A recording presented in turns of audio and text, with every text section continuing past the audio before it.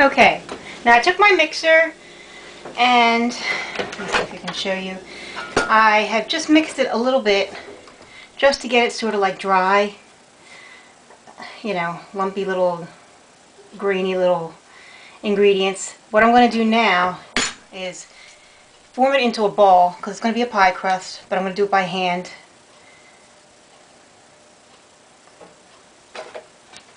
Gotta get in there, work those ingredients together just like when you make cookie dough.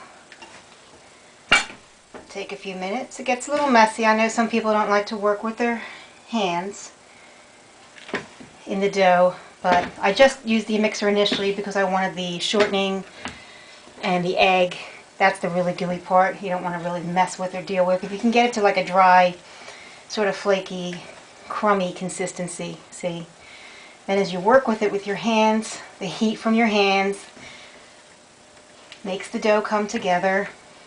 And if it's still too sticky and doughy and sticks to your finger, eventually the dough will come off your fingers and get into the dough. But if you have to add a bit of flour to make it a little bit more drier, so you don't want a wet dough.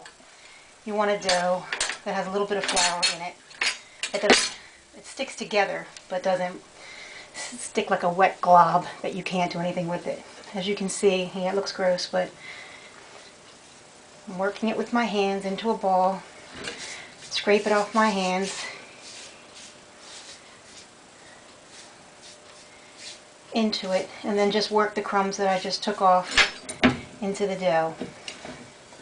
And rub it around the bowl because there's still flour remnants all around the bowl. You want a clean bowl with nothing in it by the time you're done. Work it, work it, work it. Keep cleaning off your hands till pretty much it's all in there and all swabbed out with the dough. And then just work this dough nice and smooth. You do want it on the moist side. Get rid of the bowl. I'm going to wash that. I always keep my sink full of, full sink of dishwashing liquid so I can wash my dishes as I go. I like to clean as I go because later on you are worn out from making this, and you want to have a nice clean, everything cleaned up. So when you're done baking, you can just walk away, set your timer, and your dishes are done. Okay, that's the kind of ball you want. Now I'm going to make a lattice type pie top. My lattices, I only made one so far, and they are not pretty.